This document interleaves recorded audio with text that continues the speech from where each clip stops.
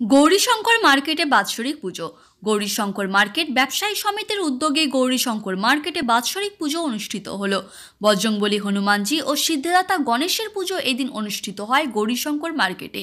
প্রতি বছর নির্দিষ্ট দিনে বাৎসরিক পুজো হয়ে থাকে, এবছরও তার ব্যতিক্রম হয়নি। এদিন সকাল থেকে পুজো শুরু হয় বলে জানিয়েছেন গৌরীশঙ্কর মার্কেট ব্যবসায়ী সমিতির সদস্যরা।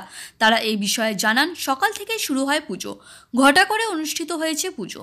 প্রচুর মানুষকে প্রসাদ বিতরণ করা হয়েছে। এবারে পুজো 20তম বর্ষে পদার্পণ করল বলে জানিয়েছেন গৌরীশঙ্কর মার্কেট ব্যবসায়ী কমিটির সদস্যরা।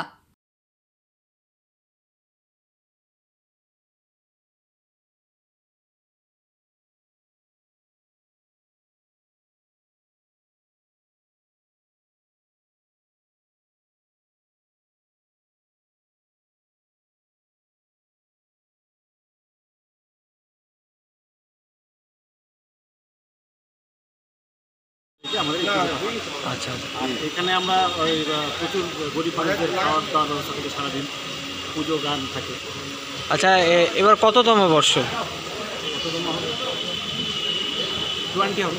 আচ্ছা, কিসের পুজো হয়েছে, কোন ঠাকুরের? শ্রী গণেশ এবং জয় হনুমানজি। পুজোটা কি সকালে হয়েছে? হ্যাঁ, পুজোটা সকাল 7টা থেকে শুরু হয়েছিল, 1টা অবধি হয়েছে। প্রসাদের ব্যবস্থা ছিল? প্রসাদের ব্যবস্থা ছিল, সারাদিন খিচুড়ির ব্যবস্থা ছিল। কতজন মানুষকে খাওয়ানো হয়েছে প্রসাদ?